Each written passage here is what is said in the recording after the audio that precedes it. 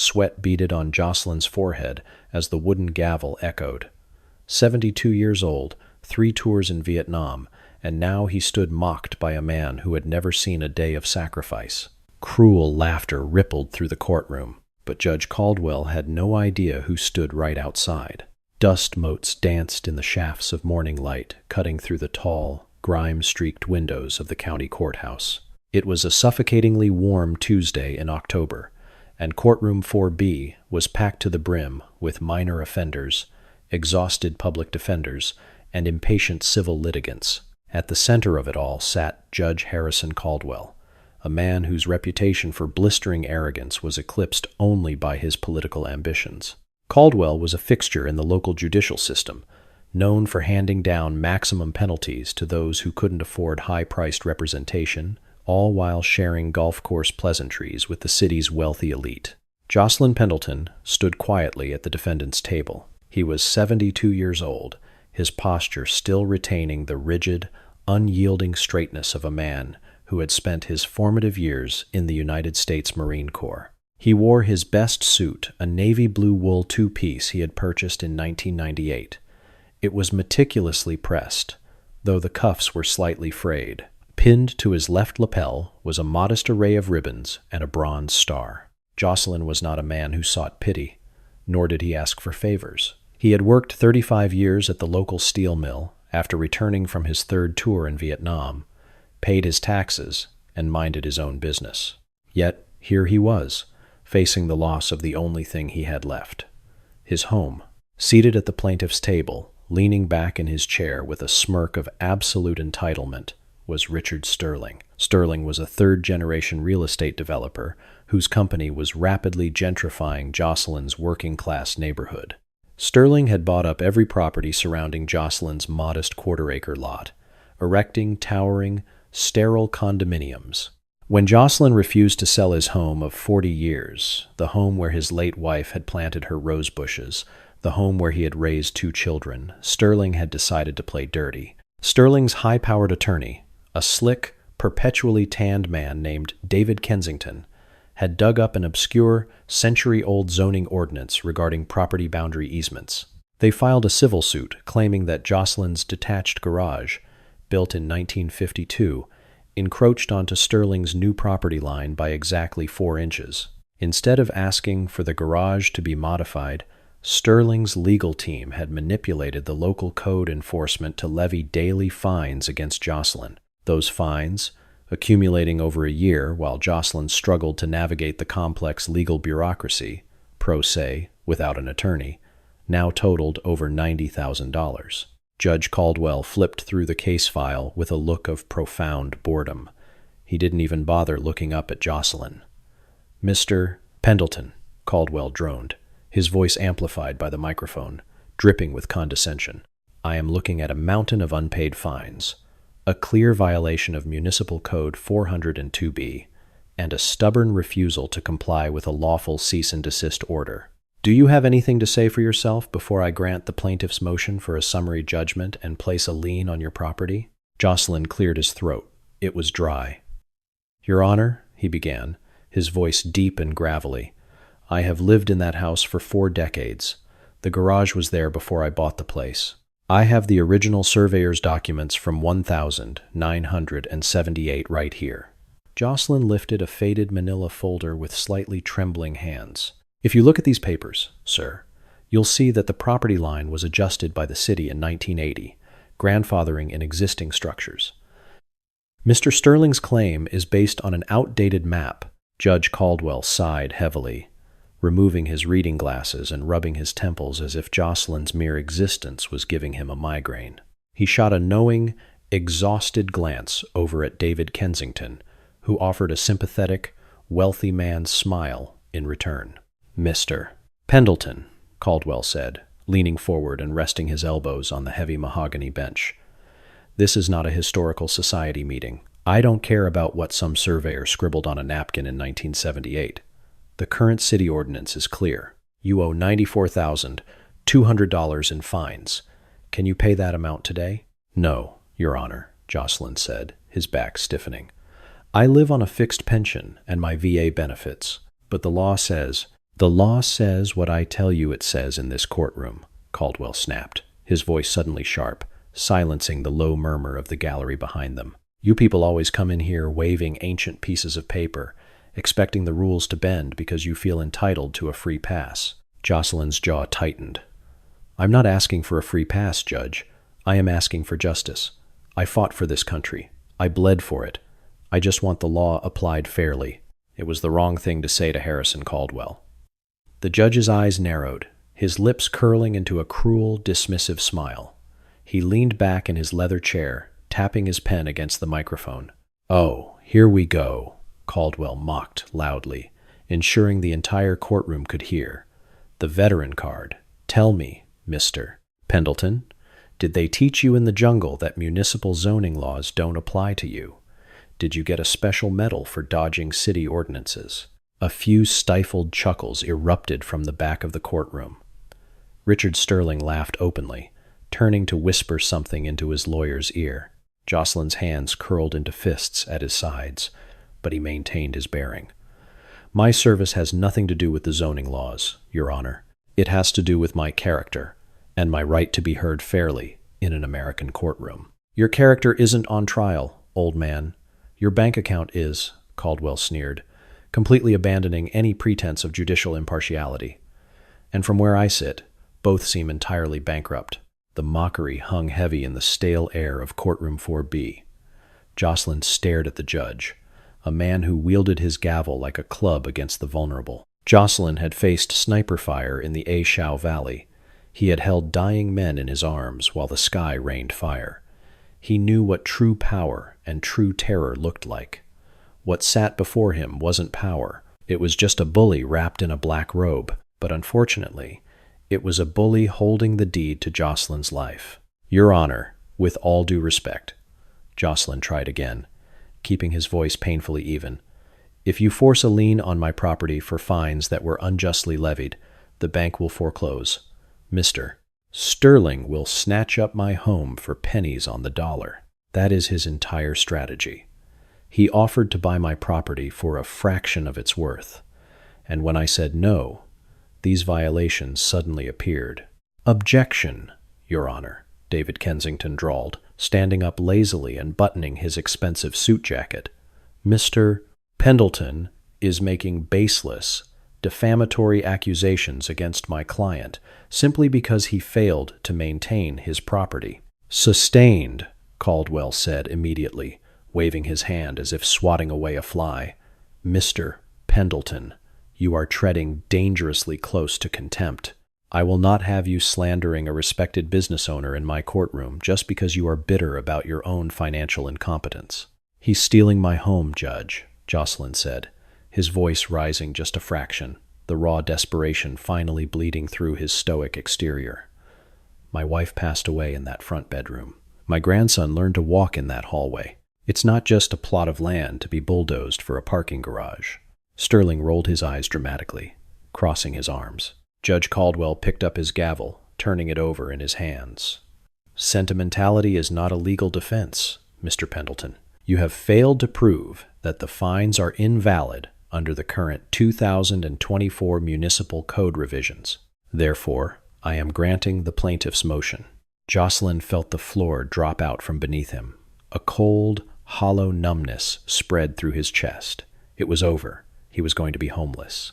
At 72, he was going to be thrown out onto the street, his life's work erased by the stroke of a corrupt judge's pen. Furthermore, Caldwell continued, a malicious glint in his eye as he looked down at Jocelyn, "I am ordering you to vacate the premises within 30 days, so the property can be auctioned to satisfy the debt. And just a piece of advice, Mr. Pendleton. Next time you decide to play lawyer, maybe pawn those little medals on your jacket to hire a real one." The cruelty of the statement was so profound, so utterly unnecessary, that even the restless gallery went dead silent. Sterling smirked, victorious, already mentally drawing up the blueprints for the new luxury complex he would build over Jocelyn's rose gardens. Jocelyn closed his eyes. He took a slow, deep breath, preparing to accept his defeat with the dignity that had defined his entire life. Judge Caldwell raised his wooden gavel high into the air, ready to bring it down and finalize the destruction of Jocelyn Pendleton. "Case closed," Caldwell began. Bang! It wasn't the sound of the judge's gavel. It was the sound of the massive, heavy oak double doors at the back of the courtroom being violently shoved open. They hit the wooden stoppers with a thunderous crack that echoed off the high ceiling, making half the gallery jump out of their seats.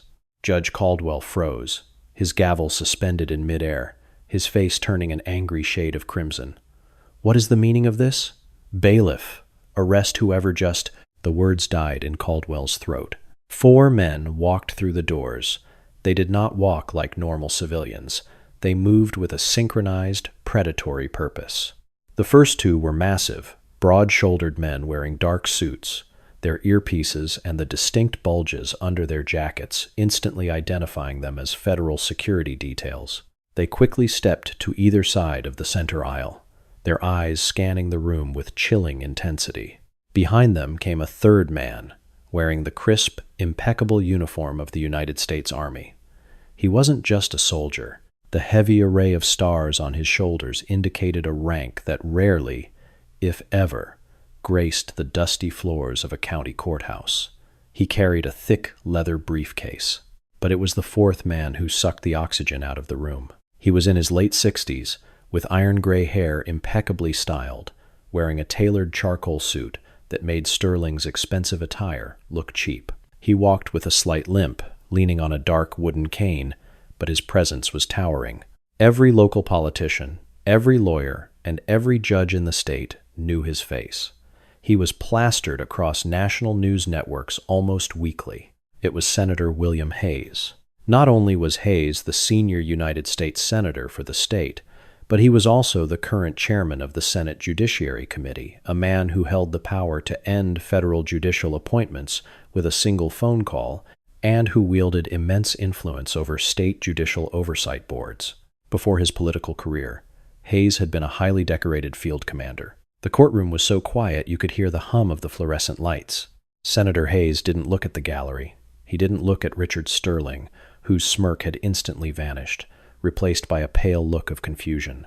He didn't even look at Judge Caldwell, who was now gripping his gavel so tightly his knuckles were white, his arrogant posture collapsing into sudden, instinctual panic. Senator Hayes walked straight down the center aisle, his cane clicking sharply against the linoleum floor.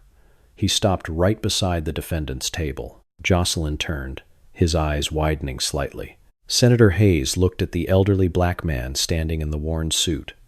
The stern, terrifying mask of the powerful politician melted away. Hayes snapped his heels together, ignoring his bad leg, and executed a flawless, knife-edge military salute. "Staff Sergeant Pendleton," Senator Hayes said, his voice carrying clearly through the silent room, thick with emotion. "It's an honor to see you again, sir." Jocelyn stared, recognizing the eyes of the young, terrified lieutenant he had pulled from a burning transport helicopter 45 years ago. Slowly, Jocelyn raised his hand and returned the salute. "Lieutenant Hayes," Jocelyn replied softly. Hayes dropped his salute and turned slowly on his heel to face the bench. The warmth vanished from his face, replaced by a cold, calculating fury as he locked eyes with the suddenly terrified Judge Harrison Caldwell. "I understand," Senator Hayes said, his voice deadly quiet but carrying the weight of an avalanche, "that you were just making a joke about the medals on this man's chest." Judge Harrison Caldwell's mouth opened, but for several agonizing seconds, no sound emerged. The heavy wooden gavel, previously wielded like an executioner's axe, slipped from his slick fingers and clattered onto the mahogany desk, rolling off the edge to strike the floor with a hollow, pathetic thud. The sound was swallowed by the absolute, breathless silence of the courtroom.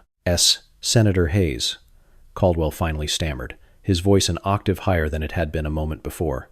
The blood had entirely drained from his face, leaving a sickly, pale sheen. He attempted a forced, trembling smile that looked more like a grimace. "We had no idea you were visiting our district today. This is an unexpected honor." Senator William Hayes did not smile. He leaned heavily on his dark wooden cane, his piercing blue eyes fixed entirely on the man trembling behind the bench. He took 2 slow steps forward, closing the distance to the railing that separated the gallery from the court. An honor, Hayes repeated, the word tasting like ash in his mouth. You speak of honor, Judge Caldwell? Less than 2 minutes ago, you mocked a Bronze Star recipient. You suggested he pawn the medals he earned, bleeding in the mud of the Ashau Valley. Do you even know what that little metallic V on his ribbon stands for, Caldwell? Caldwell swallowed hard, his Adam's apple bobbing erratically. Senator, I assure you, my comments were taken entirely out of context. This is a simple municipal.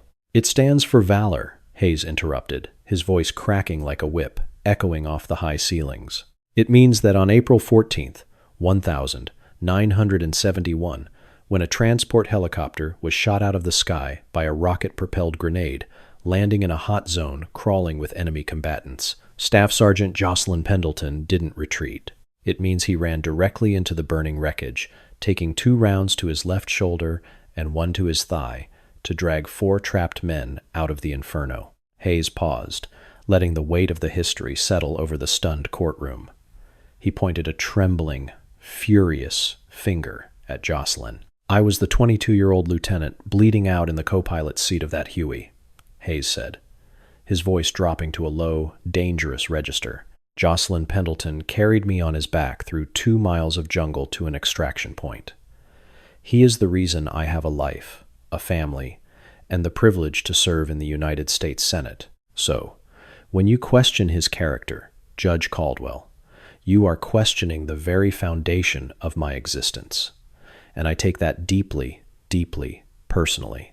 In the back row of the gallery, a woman gasped. Murmurs began to ripple through the crowd, a tidal wave of shifting allegiances as the onlookers realized they were witnessing the sudden, catastrophic destruction of a local tyrant. At the plaintiff's table, Richard Sterling was frantically whispering to his attorney, David Kensington. Kensington's perpetual tan seemed to be flaking off in real time. He was hurriedly shuffling papers into his leather briefcase, his hands shaking so violently he dropped his favorite Montblanc pen. Senator, Caldwell tried again, standing up from his chair in a desperate bid to reclaim some semblance of authority. I deeply respect your service, and Mr. Pendleton's. But this is a state court. The law is the law, Mr. Pendleton is in violation of municipal code, and he owes a substantial debt to Mr. Sterling's development firm. I cannot let personal history interfere with objective justice. Objective justice, Hayes mused, a dark, humorless chuckle escaping his lips. He turned to the man in the military uniform standing patiently behind him. General Garrison, would you mind showing Judge Caldwell our version of objective justice? General Philip Garrison stepped forward. A decorated logistics and intelligence officer at the Pentagon, Garrison possessed a demeanor that was entirely devoid of emotion. He placed his heavy leather briefcase on the defendant's table next to Jocelyn, popped the brass latches, and pulled out a thick, red-tabbed dossier. Judge Caldwell, General Garrison began, his voice flat and authoritative. Are you aware that the federal government, specifically the Department of Housing and Urban Development, allocated $6.4 million in revitalization grants to this city over the last 2 years?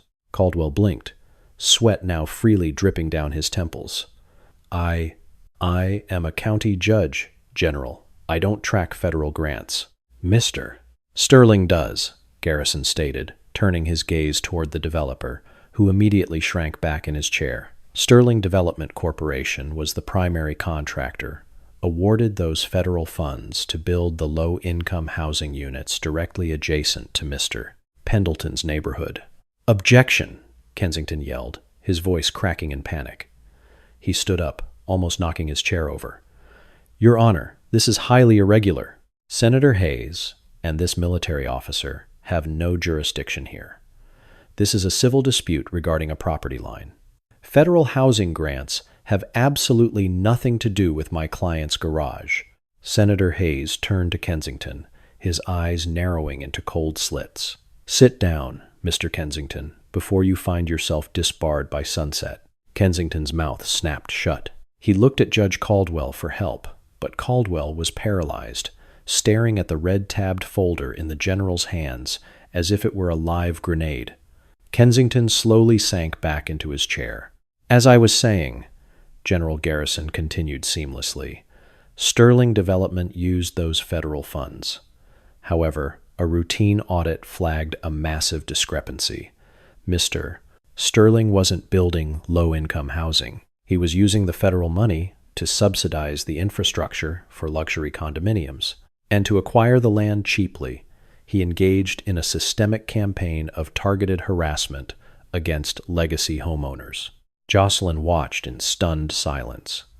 He had spent the last 18 months feeling completely crazy, trying to explain to anyone who would listen that the sudden barrage of fines and code violations felt coordinated.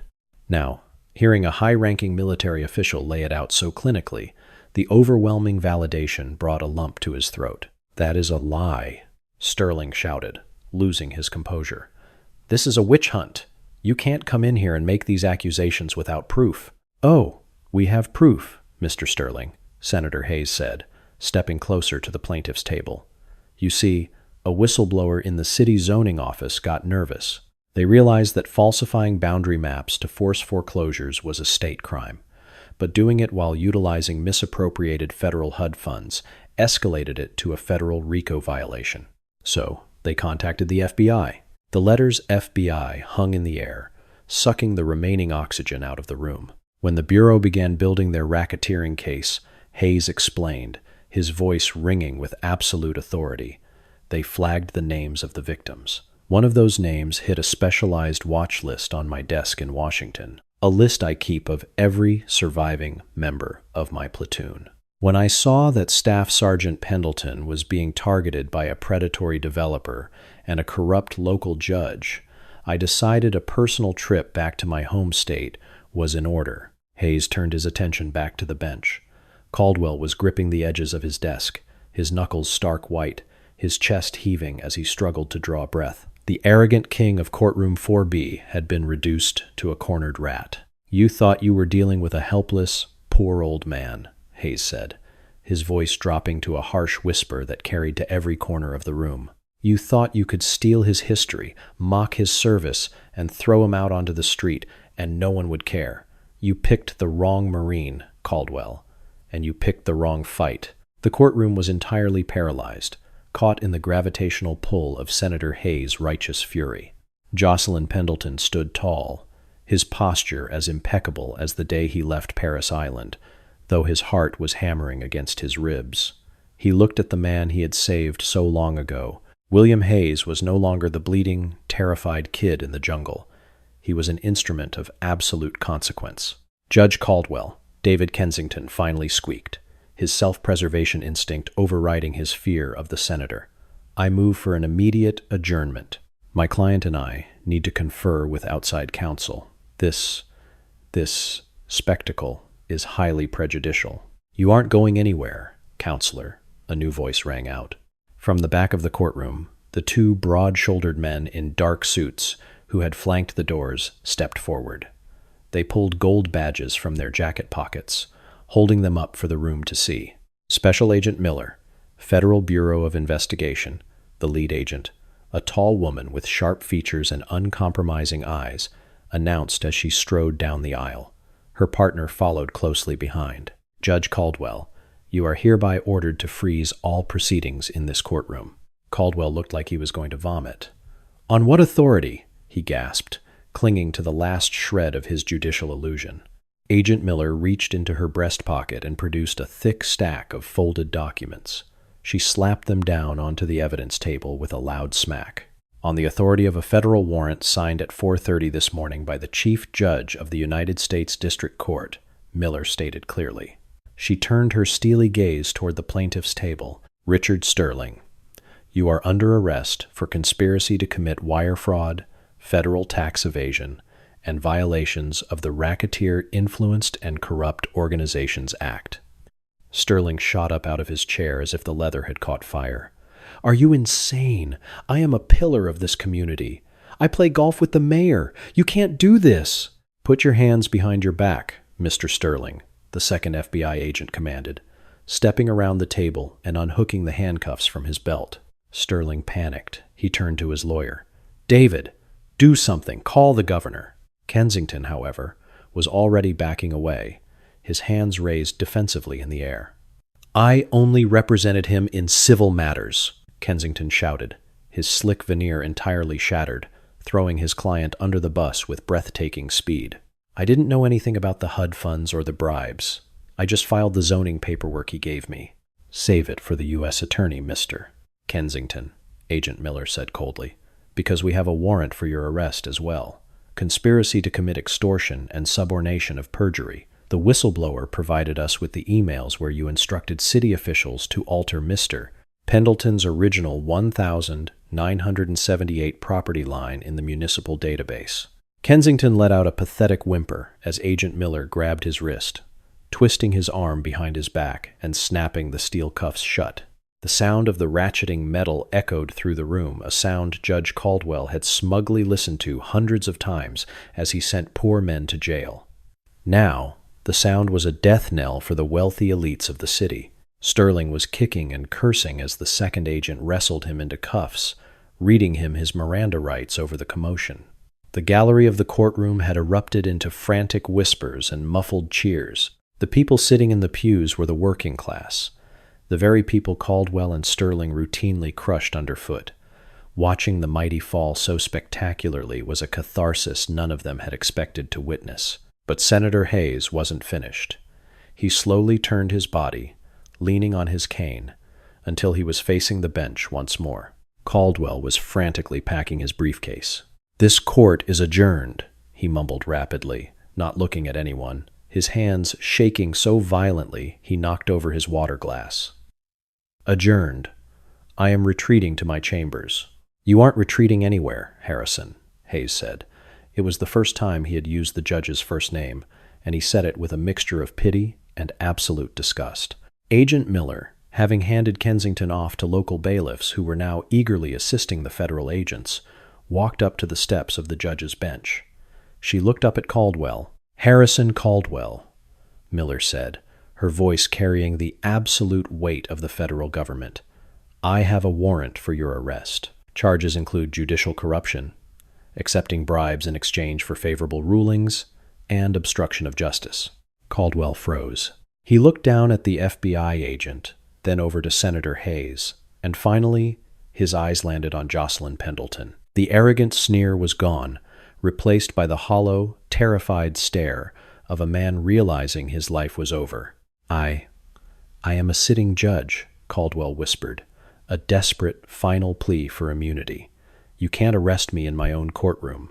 The optics," Senator Hayes interrupted, his voice dropping into a deadly calm, "are exactly why we are doing it here. The people of this city need to see that the law applies to the men in the high castles just as much as it applies to the men on the street. Take off the robe, Caldwell. You are a disgrace to it." For a moment, it looked like Caldwell might refuse.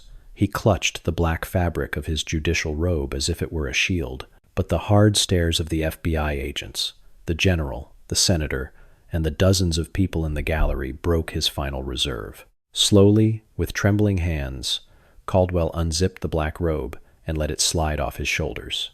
It pooled on the floor behind the bench, a discarded symbol of abused power. Caldwell descended the steps of the bench, a broken, defeated old man in a sweat-stained dress shirt.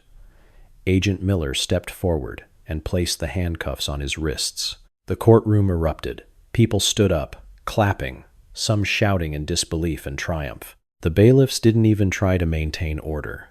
They were too busy smiling as Caldwell, Sterling, and Kensington were paraded down the center aisle and out the heavy oak doors.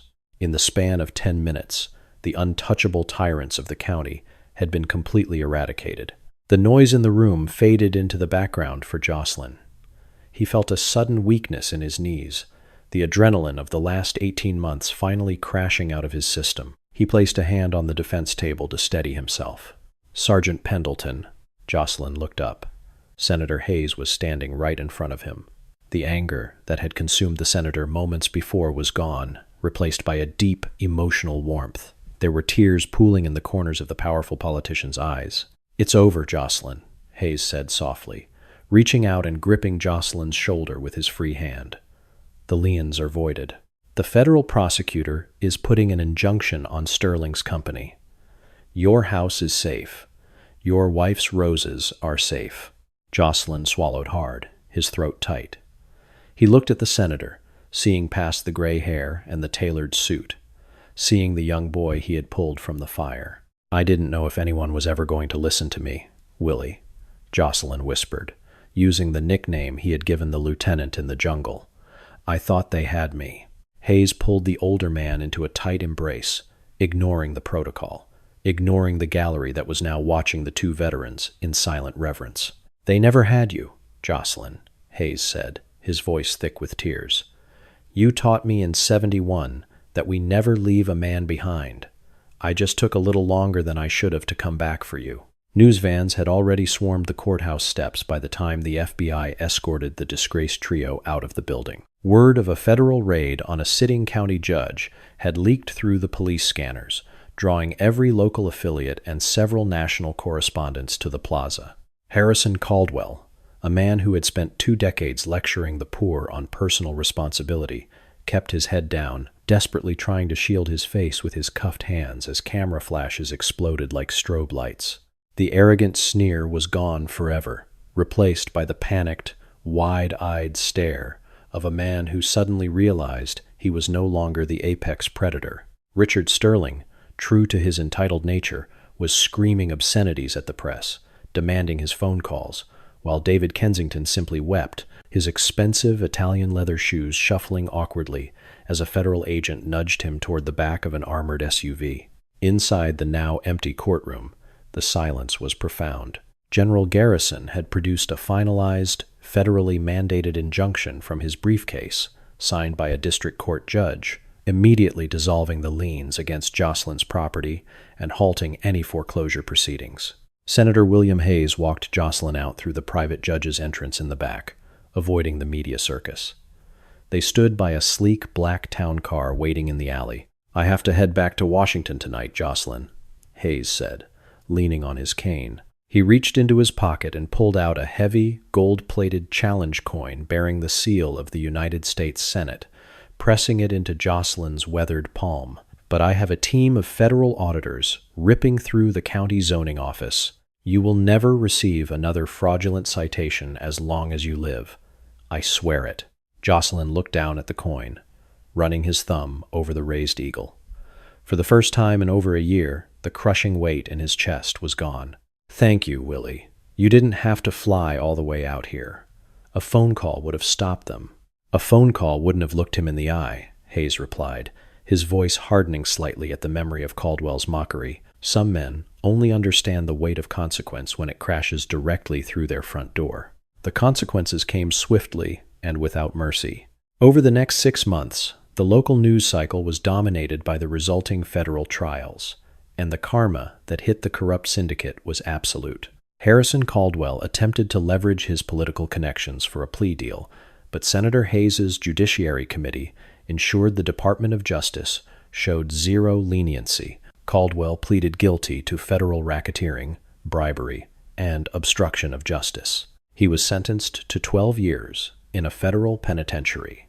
Stripped of his judicial license and his state pension, his remaining personal assets were seized to pay restitution to the dozens of families he had wrongfully evicted. The man who had mocked a veteran's poverty was now entirely destitute, facing over a decade behind bars. David Kensington, hoping to save his own skin, flipped on his client almost immediately, providing the FBI with thousands of encrypted emails and financial ledgers. Despite his cooperation, Kensington was permanently disbarred and sentenced to 5 years in minimum security for his role in the conspiracy. His legal career was reduced to ash. Richard Sterling fought the charges with high-priced defense attorneys, but the paper trail of misappropriated HUD funds was undeniable. Sterling Development Corporation filed for Chapter 11 bankruptcy as federal regulators froze their accounts. Sterling himself was found guilty of wire fraud and federal tax evasion, receiving an 8-year sentence. But the most poetic justice occurred right next door to Jocelyn's home. Because Sterling had used federal housing grants to illegally acquire the land around Jocelyn's property, the government seized the half-built luxury condominiums under asset forfeiture laws. Senator Hayes pushed a targeted initiative through Congress, redirecting the properties to the Department of Veterans Affairs. A year after the explosive showdown in courtroom 4B, Jocelyn Pendleton sat on his front porch on a warm October afternoon. He held a glass of sweet tea, listening to the sounds of his neighborhood. It wasn't the sound of predatory bulldozers or aggressive construction crews anymore. The towering, unfinished structures next door had been redesigned and completed as a sprawling, state-of-the-art, affordable housing community for disabled and displaced military veterans. Children rode their bicycles down the newly paved sidewalks, and the sound of laughter drifted over the fence. A black town car pulled up to the curb, and Senator William Hayes stepped out, dressed not in his intimidating Washington suits, but in a simple sweater and slacks. He walked up the pathway, admiring the vibrant, meticulously cared-for rose bushes lining the front of the house.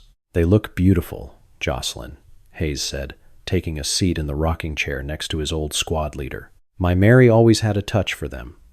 Jocelyn smiled, looking out over the blooming red petals.